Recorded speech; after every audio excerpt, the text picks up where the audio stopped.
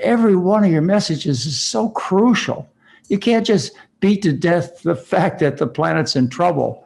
We have to have a discussion about people's faith. We have to have a discussion about the basics of why we eat meat, and we have to have a discussion about politics and what the future is going to be. And so I really feel like I hit it right on the spot. I got the greatest speakers I could possibly get to come together to start this presentation out. So comments, Rupert, about either of the other two speakers, or Melanie or Reverend Beth? You have a comment about what because you didn't know these people before I brought you together this morning, I would guess. No, I didn't know Reverend Love. I'm well aware of Melanie's work, which I think is super important. I enjoyed the two presentations very much and found them very powerful. Obviously, there's a difference in nuance between my presentation and their two presentations. And the difference in nuance is that I want to be a little more cautious about just pushing a message of hope. I think that hope is obviously a wonderful thing and a necessary thing, but hope can be dangerous too if it leads us to be blind to realities that are there. So that's why I put forward this very uncomfortable message, frankly, which is yes, we can have a better future if we work for it really hard and fast, maybe. But we also have to be ready for the very serious possibility that it's not gonna work out, and so we need to be leavening our active hope with realism the whole time, and with preparing for a harder landing. Now, as I said in answering one of your questions, John, that actually doesn't make that much difference to what we do. But it is a difference in attitude. It doesn't make that much difference what we do, because most of the things that we need to be doing to prepare ourselves for the possibility of a harder landing are the same things that we need to be doing to aim at the transformation that we all want. But one possible difference is that we might have a more pragmatic attitude to whether or not there are circumstances in which we would be willing to eat animals, if we're thinking of the possibility of the more negative outcome as well as of the more positive outcome. And I'm worried about a situation in which we put ourselves in the position of a certain kind of moral purity, which I think Melanie is very good at avoiding that, but it's hard not to feel somehow kind of superior to people who are not vegans. I'm worried that if we put ourselves in that position of moral purity, that will just be compromised and it will just break if times get hard. And all the good work of proselytizing for veganism will then come to nothing. So that would be that's the kind of thing that I do, is make these kind of awkward challenges, as philosophers have always done. And so that's where I stand. Super impressed with both the presentations, but still feeling a little difference of nuance between where I am and where they are. Well, that's why we brought different speakers together, Rupert. Yeah. You need to hear things from so many different points of view, and each of our viewers has their point of view too. So any comments, Reverend Beth or Melanie? Yeah, I would like to say, just to respond to what Rupert said, and and I apologize, I have not seen the other two talks, so I can speak to your comments. I just joined, when you saw me come in the chat box.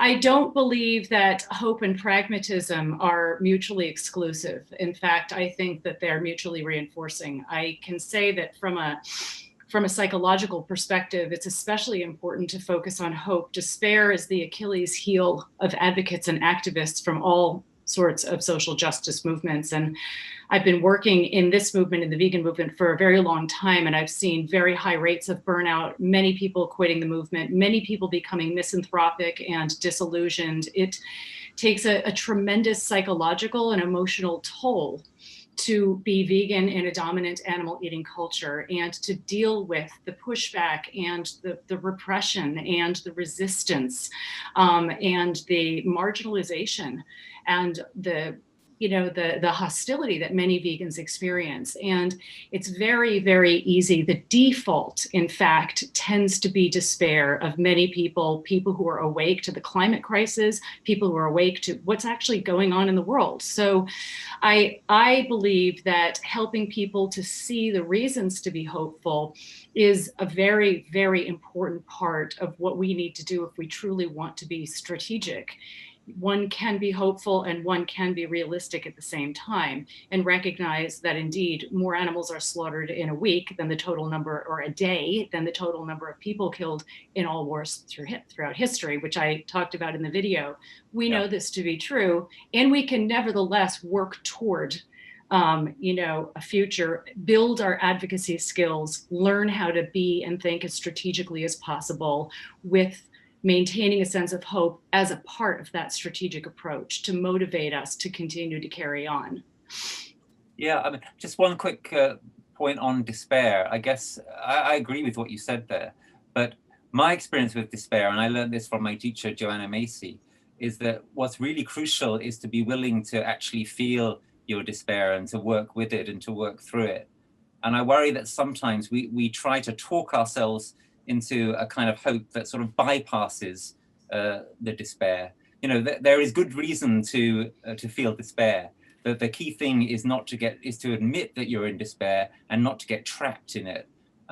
So, you know, that would be how I would see it, sort of in terms of psychopolitical terms. Right. Well, there's Pollyannish hope, which is not based on fact. And then there's hope, which is one's ability to stay connected with their sense of inspiration in the face of the facts that they're aware of. And I think, you know, all too often we tend to default to a sense of hopelessness, which is despair, as opposed to hope within this sense of sadness and grief for the reality of what's happening. Yeah. Yeah, and I want to add, Rupert, that in terms of your statement that there might be nuance between us, that I can agree with almost everything you said when you delineated the difference between our approaches.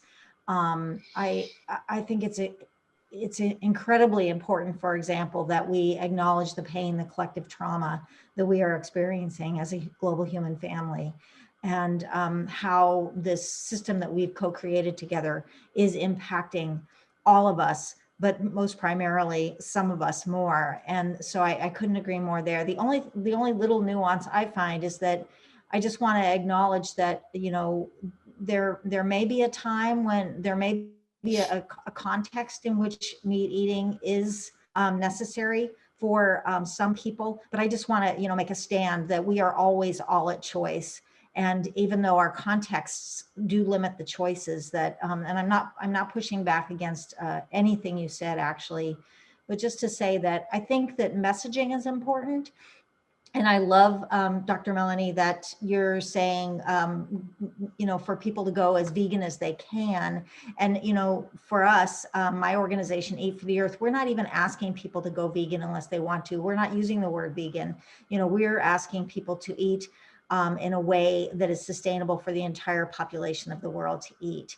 And so it could be that people want to go all the way to plant-based, and we're super happy to rush in with resources to support that. But it could be that somebody just wants to be a reducitarian. I'm going to take the word just off. It could be that somebody embraces reducitarianism that was a heavy meat eater, and that's a huge contribution too. In fact, if we can get 10 of those heavy meat eaters to reduce, that's going to make a much bigger impact than getting one person to go to plant-based. So I don't know that there's not much nuance between us. I also want to say that, like, when you were telling it like it is, when you were going through like the position that we're in, like inside I'm going, amen, amen, amen, just like I do when Greta does it. You know, like she stands there and she tells the truth and she doesn't hold back. Like we need that. We need that as part of our movement.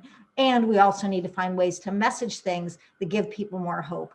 For me personally, there's been nothing that has given me more hope than COVID-19, than the way people behaved in response to COVID-19. When right before it started, I was starting to feel a little bit of the despair that you were talking about, Dr. Melanie. And when I saw that within a very short period of time, immediately governments were taking action to make change, and people were taking action to make change in order to be better citizens, in order to make sure that the community was safe and healthy. I was like, wow, this is great. I was grinning for 3 months at the beginning of COVID-19, like how can we take this? How can we take this experience and help people to make the connection with our movement, which of course, for me, as someone who's driven, my veganism is not about the environment, but I am driven because I love the children of the world and I want them to have a place to live. Like, how can we help people understand that this crisis, this environmental crisis that you talked about so well, Rupert, that this is a bigger threat than COVID, and it is equally imminent. It is right here, right now, and we need to deal with it. One quick point on Greta, if I may. It is very striking that but what Greta says is that she's not interested in calls for hope. What she wants is action. And I think that the way that Greta and the school climate strikers and Extinction Rebellion have really cut through in the last few years is by not having this traditional emphasis on hope, hope, hope, but on saying, no, let's feel the whole gamut of our emotions, including anger, including despair, and all of it comes from love at the end, right? Anger, grief, terror, they all come from love at the root, but they take different routes thereafter. And I think that when Greta, who's had more resonance than anybody in the last few years, says, let's focus less on hope and more on action, I think that's worth listening to.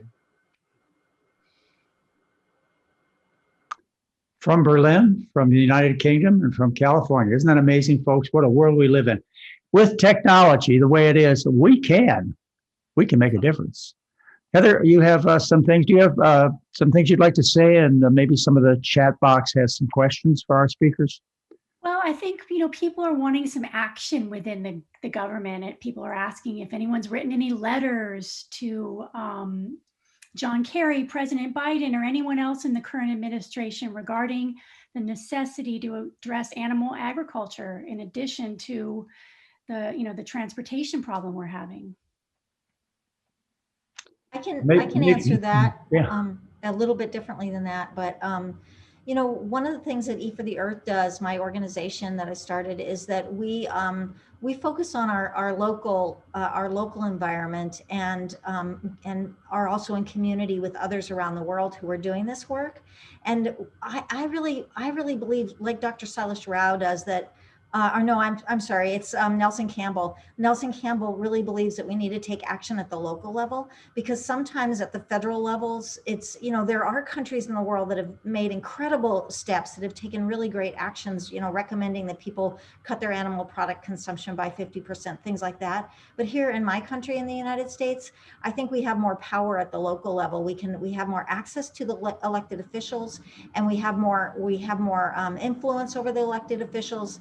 And I think we have a lot more power there. So for instance, we're in conversation with our County Board of Supervisors right now about some actions they can take that can reduce our consumption-based food-related greenhouse gas emissions here at home. And we're also in conversation with the local jails about a pilot project to introduce a whole food plant-based diet and education to those inmates that opt in.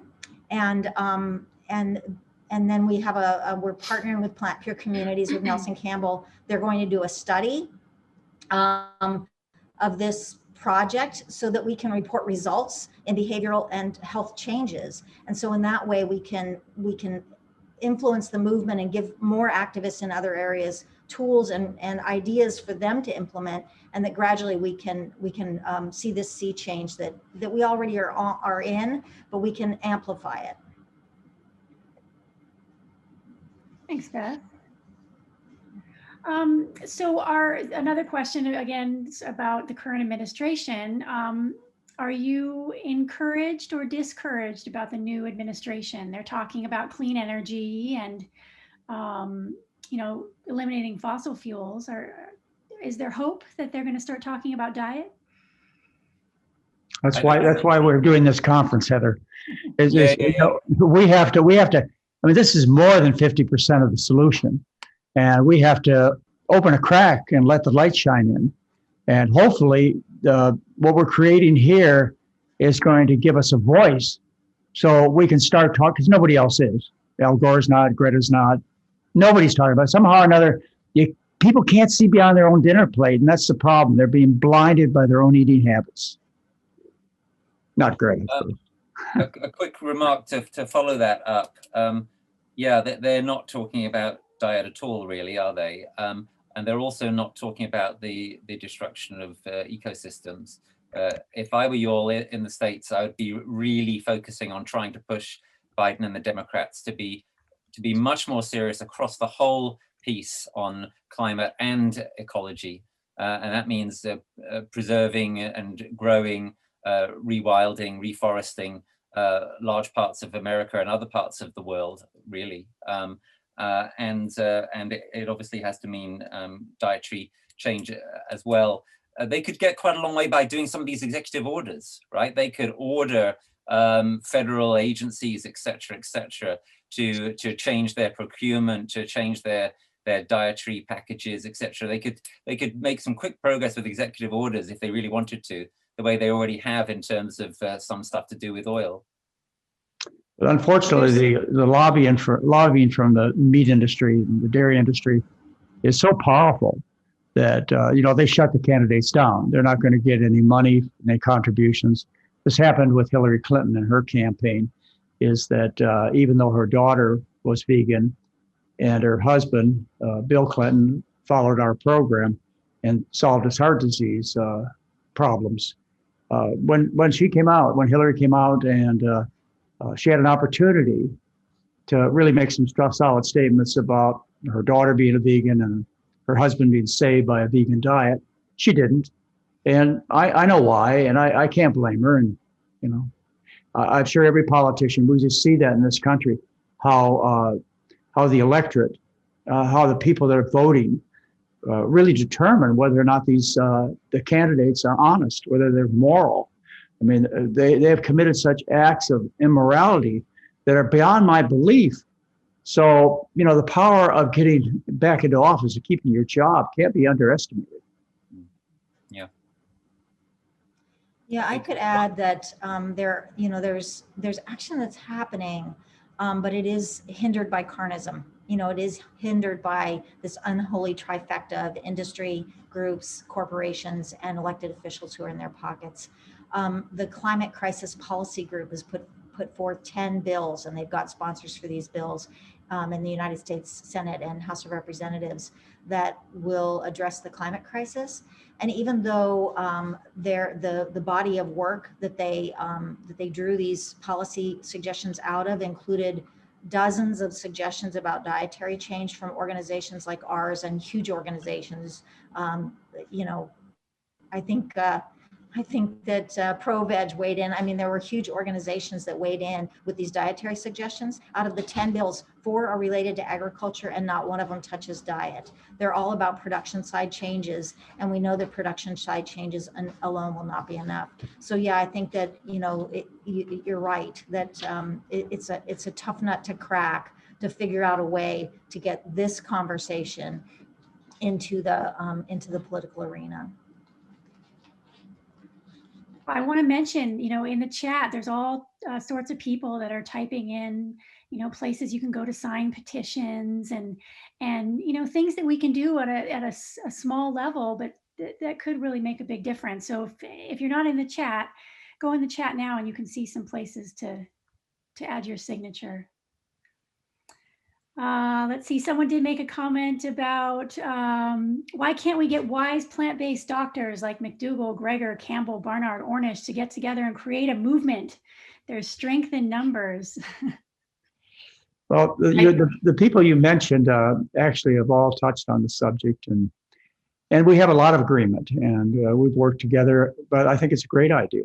As a matter of fact, I invited many of the people that you mentioned to look in on our conference that we're having today. And, it would be okay if they started their own movements and their own conferences and so on. But quite honestly, nobody's taken up the banner. Heather and I have decided that what we want to do, and we fortunately have a 501c3 foundation that will support these efforts. And, you might consider looking into that foundation. It's called the McDougall Research and Education Foundation. we've dedicated the money to that from that foundation to this cause, and we hope to continue to build on this message. And we're bringing in other people. We're bringing in web designers. We plan on having a website entirely dedicated to diet and climate. We're going to be optimizing our research engines. We're going to be adding marketing people. We're going to really put some money and some effort behind this, and to have my friend Dean Ornish and Neil Bernard and the others. Oh boy, we go back a long way. Esselstyn and Campbell and I. So to have them add to the message would be great. As a matter of fact, I can see how just inviting those men, and they all have to be men. That's just too bad, huh? Those men to contribute to a conference. Maybe we should do this, Heather, and just have the old timers come in and talk about our work over the past 40, 50 years and how we'd like to dedicate ourselves to this noble cause, saving the earth for its inhabitants. And there is already in many ways a movement. I mean, there are two sort of parallel movements, the plant-based movement and the so-called vegan movement. And what I've been excited about is I've been seeing more and more people. When I, first got into this work, there was a much more rigid divide between these two so-called movements or two approaches. People would identify as either ethical vegans, as though taking care of one's body is not ethical, or a plant-based, not even a vegan, but somebody who supports plant-based diet. And so there was a much more rigid divide between people who were eating a plant-based diet for human health reasons versus for the health of the planet or the health of the animals. And I've seen a lot of crossover happening, more and more crossover happening. And one of my awakenings actually was when I met you, John, at your conference, when I gave my talk there, because I remember, I think, 90 some odd percent, almost everybody I spoke to there, I was trying to get to know people over the weekend. I was one of the last speakers on the last day, and I was curious about the audience. And there was not a lot of awareness of animal rights, for sure, interested in what, at that time was called ethical veganism. There was a very strong focus, as one would expect, of course, on plant-based eating for one's own health. And I remember after giving that talk, how open and receptive people in the audience were. In large part because they had nothing left to defend. I mean, they weren't part of the problem anymore. And they were also seeing this same kind of defensiveness and resistance in their family and friends, even though they weren't animal rights people. They were saying, well, I'm concerned about my brother. He's had open heart surgery and he's still eating his steak every day, but he looks at me like I've got two heads, tells me, don't tell me that, you'll ruin my meal, shuts me down. And so what I realized is that, number one, once people stop eating animals, regardless of the reason, and later research has corroborated this, they become much more receptive to information about carnism and animal rights in general, much more open to this information because they're just not in a state of defensiveness in the same way anymore. And I also realized that people who are eating a plant-based diet are experiencing many of the same kinds of forms of resistance as, so-called ethical vegans. And so I have seen over the years more of a crossover between these two groups, which gives me a lot of, sorry to use the bad word here, hope. But it does give me a lot of hope because these two sort of parallel movements now are starting to unify, and that creates a lot more synergy, which is very interesting to me. And it's something I'd like to be doing more writing and speaking around. And I think this conference is actually a great example of that. You hosting this conference is a great example of this kind of crossing over. Well, let me tell you a little bit about my history over the last almost half a century. Is my whole thought and being was dedicated to taking care of my patients as a medical doctor. And that's all I was concerned about. I was insensitive to the environment. I didn't understand the animal rights issues. There wasn't much talk about the environment back then. And so I felt that the way to make myself more acceptable to the general population was to declare up front that I wasn't vegan, even though I was. I would tell people that I eat turkey every other Thanksgiving. And I'd never tell them which Thanksgiving I had turkey or whether I really did or not. But I've carried that message for a long time, and hardcore vegans have come up to me in rage. Why do you say that? Well, I want to bring in the larger number of people, and I've had confrontations with groups about my message that I have turkey every other Thanksgiving. I don't. And I said to them, look, I've saved more turkeys than you've saved. So I understand there's a place for moderation and not offending people by being radical and so religious. And over the years, I've become well aware of the importance of animal welfare. I mean, it's very touching to me. It's a big deal. And as I told you, the environment to me is everything. I've pretty much given my medical practice over to Heather and other medical doctors. And I still like medicine. I still love taking care of patients. There's nothing more rewarding than to have people be cured. I mean, cured from inflammatory arthritis, multiple sclerosis, diabetes, heart disease. I mean, other doctors feel terrible because they have tools that don't work. They end up with patients that are just taking bags full of drugs and have checkerboard abdomens from all the surgeries they've had. They end up sick people. They get a bunch of excuses and a bunch of treatments from the patients. One unique thing about my practice over the years is I really help people, and by just giving a very simple message, a cost-free message, one that they can do themselves and share with other people. And that is, look, the problem's the food. You're eating like an aristocrat. You're eating like kings and queens of old. The pictures of kings and queens of old are obese people with gout in their feet. It's been going on for thousands of years. It's just that since the Industrial Revolution and the harnessing of fossil fuels, well over half the population is able to eat and live like kings and queens. And you can see it. And the way they get well is they go back to the traditional diet of people. The people who used to work in the fields, the people who lived on rice, who lived on potatoes, who lived on wheat, and so on. And that very simple message, cost-free, good for every aspect of people's lives, their religion, their finances, and everything, has made my life very, very enjoyable and rewarding, because I've been able to do something that really makes a difference, and that is helping other people. That's where the rewards are. And I'm very grateful that I've had a chance to share that message. And I'm really excited about what we're doing now in terms of spreading something that was just taking care of individuals and could have taken care of our whole healthcare system. Spreading it to putting in this little bit of vital information. It's stated by many scientists these days that even if we solve all the fossil fuel problems, maybe back in 1970, that would have been enough. Even if we do that now, that's not going to be enough. We have to take it and make a worldwide dietary change to save this place. And I believe that would be true. And that's why all of my efforts for the rest of the days that I have are going to be dedicated to making this kind of difference. And I realize we're starting out young. We're starting out making very little difference. But hey, things are changing. And I want you to know, I see the political environment quite rewarding, particularly since where we came from. I mean, I was so excited to have Biden spend a whole day talking about the climate. Yes, he doesn't understand that diet is over 50% of the solution. He doesn't understand. But can you imagine if somebody from this conference came to his political team and made them aware of this? Oh, wow.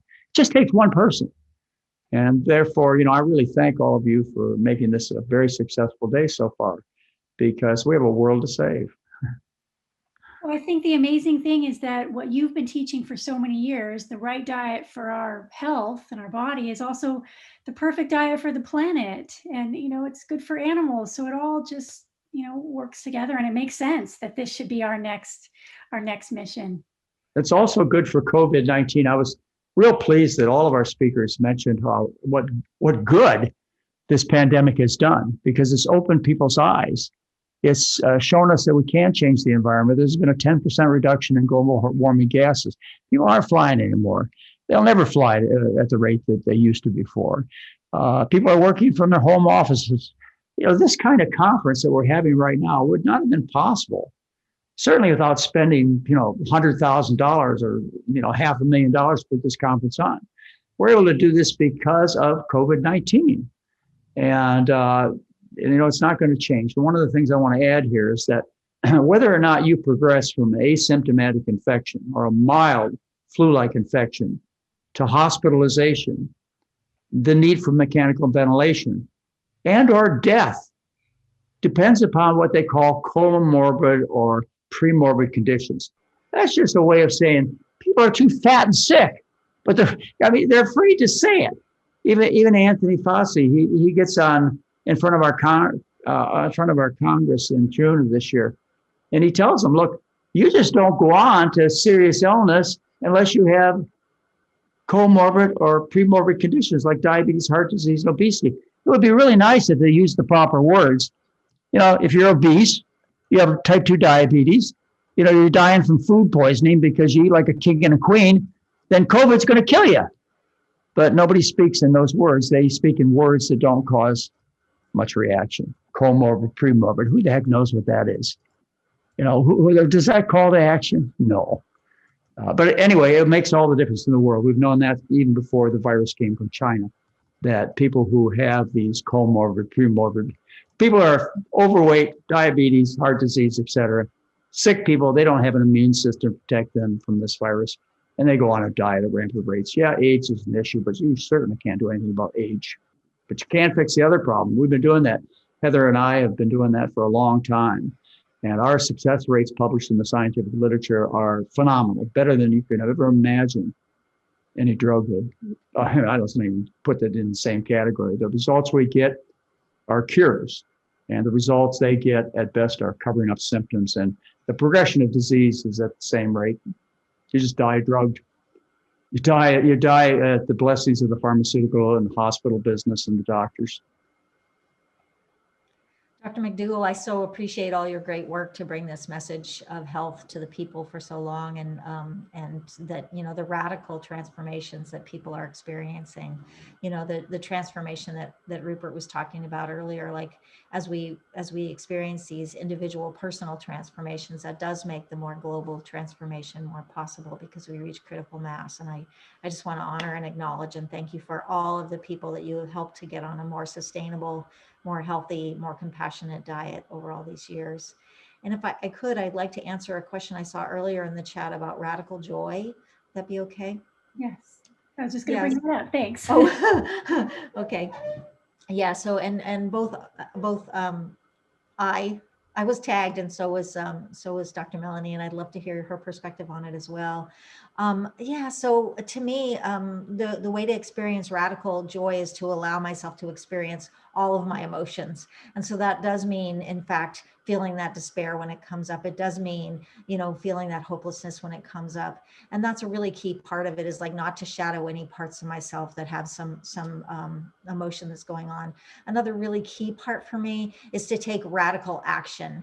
And so I can feel like I'm doing my part. So, you know, 5 years ago, I quit my comfortable job where I had, where I felt so competent and confident, and where I was well known and where I was well respected in my faith-based community. I was a leader in a church that I helped to found and was there for over 20 years. And, you know, I loved my job. I absolutely loved it. But when I came to that realization that I spoke about earlier, that the work that I was doing in the state prison, the work I was doing with the families, with the children, with the adult learners, that none of it would amount to anything if we lose the habitability of the earth, I quit my job and I jumped into this huge unknown, and have done everything in my power to get the message out that it's not just about transportation, energy, and fuels, that we must change our diets globally if we're going to make it as a species. And so, like, for me, that combination, there's one more thing, but that combination of being honest, rigorously honest about the feelings that I have and taking action, those are really important foundations. And then for me, and I know not everybody in this room may have a spiritual path, but even if you don't have a spiritual path, I think it's important for people to find meaning. Some people are humanists. Some people have different religious beliefs. For me, like having some kind of spiritual anchor. And for me, that is that no matter what happens, that there is a place in which we are all going to be okay. And that's my new thought training. Like even if we have that worst case scenario that Rupert talked about, and we are forced off the planet through chaos and destruction, and we can no longer be here, and life as we know it ceases, that there is a place in consciousness, a place in awareness that I can go where I know that all is well.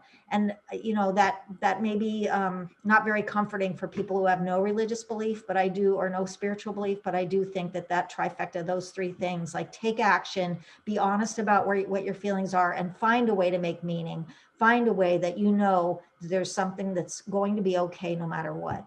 So that's it for me. Radical joy in moments. Thanks, Beth. How about you, Melanie? Yeah, that was lovely, Beth. Thank you. It was really, I felt myself taking in what you were saying deeply, and I appreciate your words.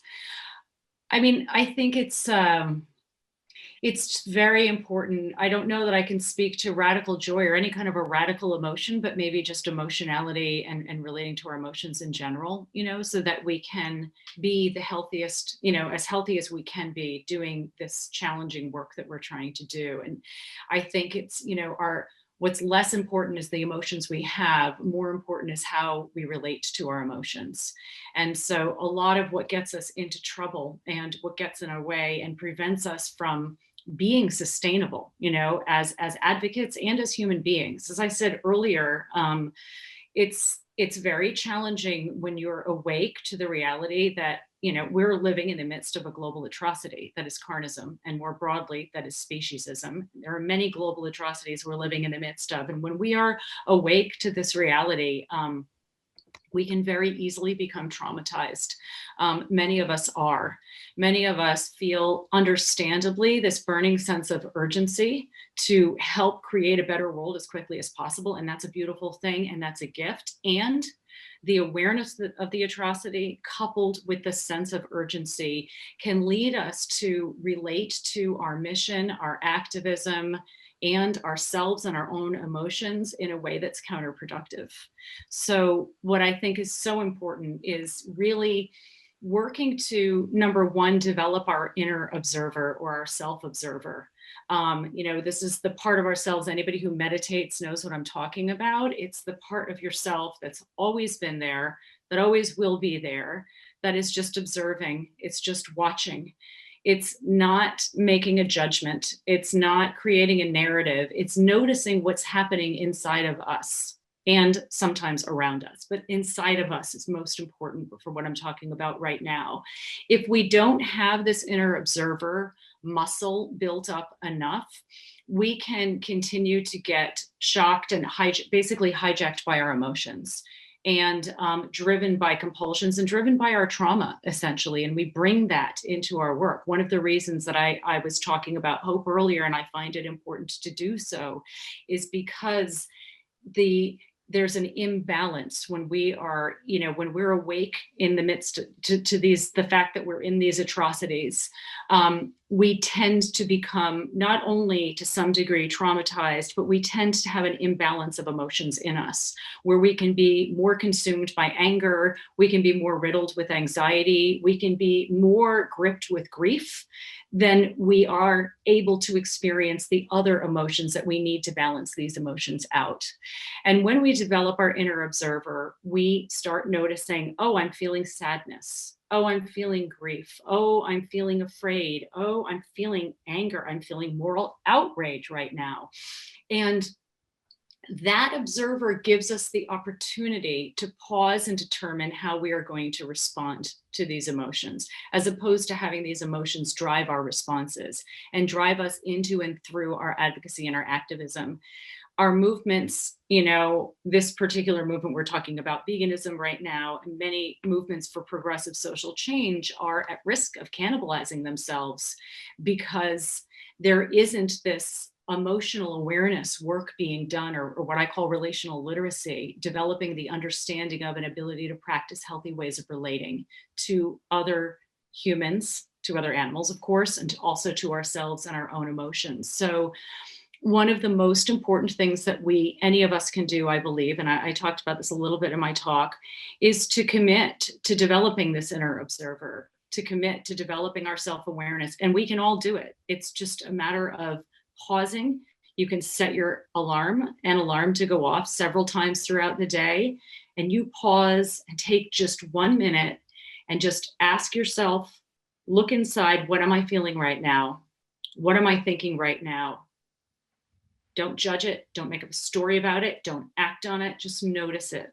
The more you do this, the better you will get at it, and it will become automatic, and you will have that part of you always watching and noticing, and your self-awareness will grow such that you don't have to necessarily, work at becoming joyful. You will just be able to be in more of a state of authenticity. So these moments of joy can move through you as you have joyful experiences, and moments of sadness can move through you as you have sad experiences, and you don't judge any of your emotions. You just allow them to be in you.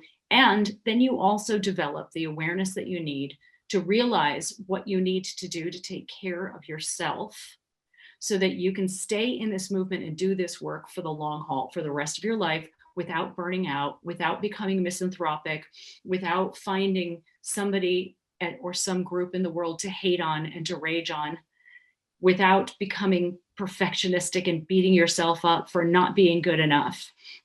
We really need to work on our own self-awareness and our own relational literacy. And this, I believe, holds the key to us being able to not only bring about the kind of transformation that we want in the world, but to actually live and be that transformation ourselves.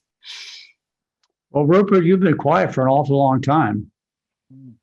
So there's got to be a lot of pent-up thoughts going on in your head. There are, but most of them are just profound agreement with what I've been hearing. I thought Melody expressed that very, very beautifully and powerfully.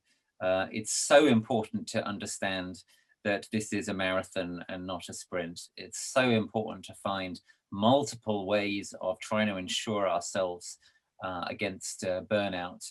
And what I think is always so powerful in Melanie's approach is the way that she has this kind of psychological attention to ourselves and to those we're trying to talk with.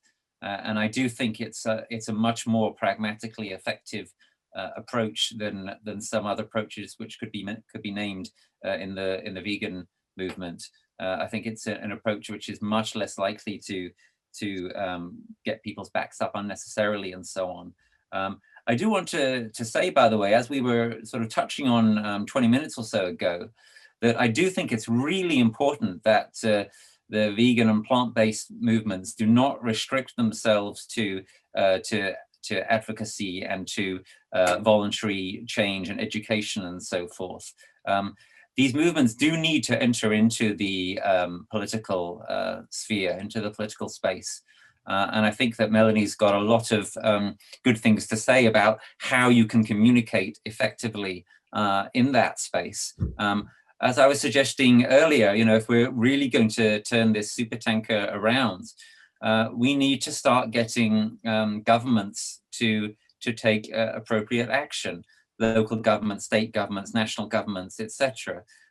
You might start on that with relatively soft ways of doing it, such as, for example, you could make default options into plant-based options rather than non-plant-based options. So it wouldn't be that difficult for a government to say, okay, whenever we organize an event, all the food at that event is going to be plant-based unless somebody asks for an exception. You could do that. You could do that on planes. I mean, hopefully there'll be less and less plane travel, but how people have meals on planes.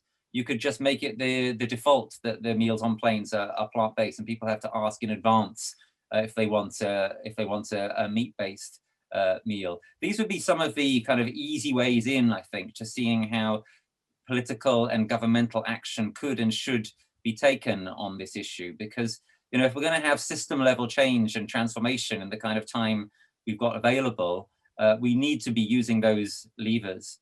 Final point I'd like to make is going back to this absolutely vital stuff about finding joy in what we do and peace despite the horrific situations that we have to deal with.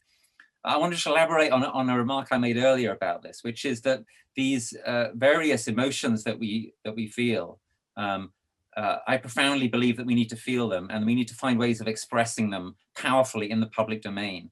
I mean terror and anguish and grief and rage and despair. And that's been the secret of the success of Greta, and that's been the secret of the success of Extinction Rebellion, insofar as it's been successful, as it has been quite successful in my country. And when I've been, on TV, on the verge of breaking down to tears as I talk about my nephews and nieces and what I think about them and so on, people in the old environmental movement didn't used to do that. And that's one of the reasons why the old environmental movement didn't make some of the changes that we've managed to make in the last few years. But the crucial thing is, as I tried to say before, all of these emotions at the end of the day come from love, right? We grieve because of what's being done to what we love. We rage because of what's been done to what we love. We feel terror because of the threat to what we love. And that's what one needs to do. One needs to always trace it back to the love. And the love, of course, connects with joy directly. And if you trace back these emotions to love, and if you do that among yourselves, and if you sometimes do that in public as well, I think that's incredibly powerful. We need to get these emotions, the so-called negative emotions and the really positive emotions, more into the public space.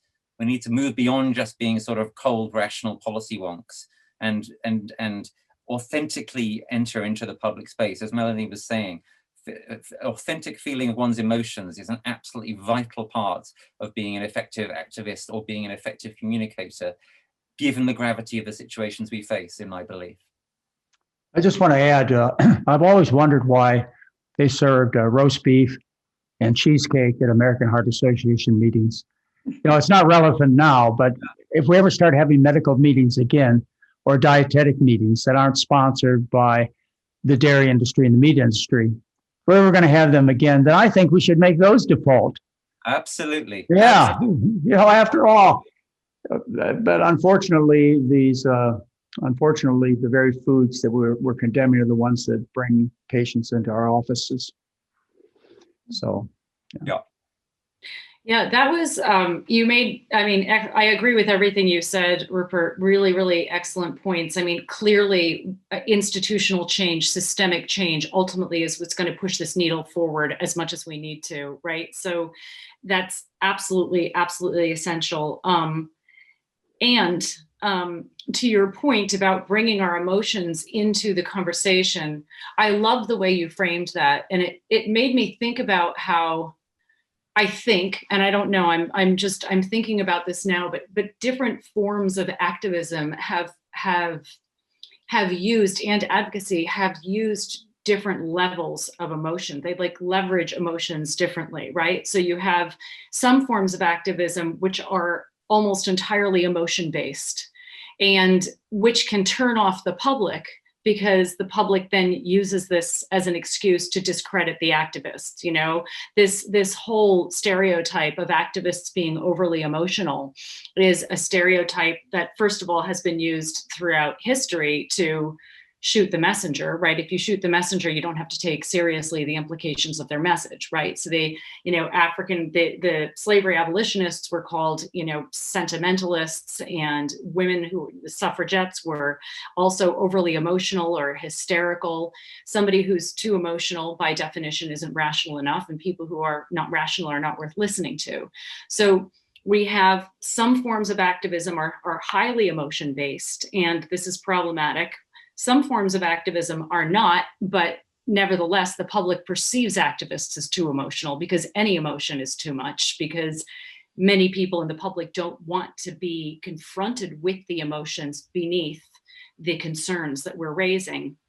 And then you have people who err on the side of caution and take a totally rational approach as a way to try to bypass or offset this kind of criticism of activists being too emotional.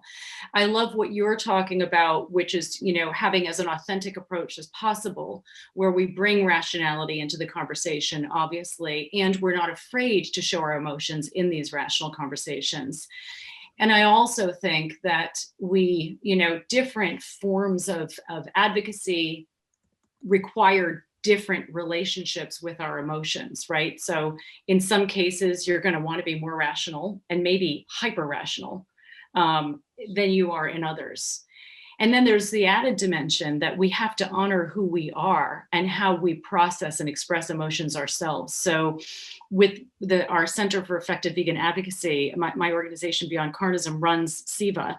And one of the things that we do is we train vegan advocates around the world. And one of the conversations we often have is asking advocates to figure out what they're good at and focus on doing that and not try too hard to be something that they're not. So we have sometimes very emotional people who are trying to be like giving public talks at conferences where they have to be just too cerebral, and it doesn't work for them. So it's really, you encapsulated, I think, this idea very well, which is focusing on authenticity rather, and being as integrated as possible in your advocacy. No, I just to change the conversation, I noticed something on the chat board that kind of brought the need for me to respond, and that is that somebody said at the Adventist hospital on Oahu, they by fault serve vegetarian meals. Well, that Adventist hospital most likely is Castle Hospital, where I worked when I was a young doctor, when I was in my 20s and 30s, and we tried to get healthy meals there. And I think probably the work that I did and my wife Mary did with the Adventist hospitals in Hawaii has made it so that the default meals are vegetarian meals. But I can tell you, I most recently worked at St. Helena Hospital, which is another Adventist hospital, and they're still serving. Well, the employees get vegetarian meals, but from that floor up, where the patients reside, they all get by default meat meals. And when I asked why, they said because they have to compete with Queen of the Valley Hospital, which is right down the road. So here you have a religion that's based on helping people through diet and lifestyle, and specifically with a vegetarian diet, and they compromise their basic religious beliefs for profit. And they tell me they can't keep the doors open if they were going to serve vegetarian meals. But I was so glad to see that chat comment that Oahu, where I started working in my first place as a doctor back in the 1970s and 80s, Castle Hospital is probably the Adventist hospital you're talking about. So changes are happening, man. Absolutely. Slowly but surely. There was a comment I saw earlier, not sure who, about trauma-based emotions versus other emotions. And I just wanted to comment on that briefly, which is, one thing that all of us could do, or many of us could do, I think that would go a long way, is to reduce the amount of trauma that we're experiencing. And that in and of itself could be just a game changer for our own individual advocacy and sustainability, meaning not exposing ourselves to traumatic imagery that's unnecessary for us to be exposed to, and working with the traumatization that we've already had to the best of our ability. And I don't want to take up more time on this, but I'm happy to come back to that later.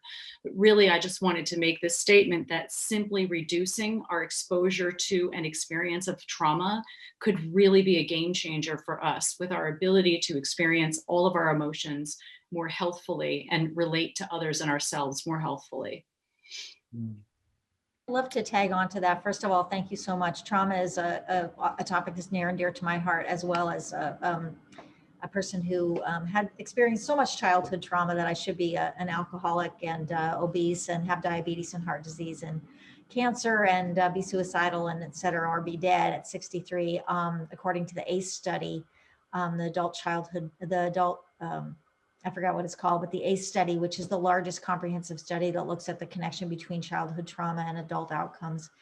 And as someone who ran a center for adult survivors of child sexual abuse, this is a topic that's near and dear to my heart as well. And I think that what the research shows is that there are particular populations who are susceptible and positively susceptible to these images and making positive change, primarily young people. If we use these images of factory farming and things like that, that there are some people that are going to get on the vegan bandwagon as animal rights activists, but for the vast majority of people, that is not helpful activism. And so I just say here, amen, Dr. Melanie. I just want to, emphasize that, yeah, let's do what we can to reduce trauma. And part of that is being in community together, right? Part of it is creating these communities of like-minded people, making sure that we have enough support, making sure that we don't feel like we're out there alone, and that the world is, like there's this whole world that we have to change, because the world doesn't need changing. The consciousness that created the problems needs changing, and we can change our consciousness more easily when we're not traumatized, and when we're gathering with other people who are supporting our journey and helping us to stay on track and be these integrated people who can honor all of our emotions without being engulfed by some of them. Yeah, that's so well said. Go ahead, Rupert. Well, yeah, thanks. Just to pick up what you've both been saying, I think it's absolutely right, and I think that the importance of community is obviously crucial. That's one of the reasons why I think that we need a genuine and pretty radical relocalization, so that we can actually build more genuine community. Because it's fantastic to have events like this and to build virtual networks and so on, but at the end of the day, community has to be built with people where you live. And you need to get familiar with your own backyard, and we need to radically shorten those supply lines and so forth. If we do all of that and we build more genuine community, we're going to have a lot less vulnerability to trauma in the first place. And that also speaks to the question in the Q&A by Joseph Gottsman, who says, relative to the economic situation, how are we to survive the economic ramifications from going to a more agrarian civilization with the numbers of people alive today? But that question makes the assumption that we can only support the numbers of people alive today with something like the kind of agriculture that we have today. But that assumption is very contestable. Industrial agriculture is very effective at growing food with a small number of people employed, but it's not necessarily more effective than highly labor-intensive forms of agriculture in terms of yields per hectare, especially when you're talking about in the long term, because of course industrial agriculture mines the soil. After 40 or 50 years, in large parts of the world, if we carry on as we are, there just wouldn't be any soil left.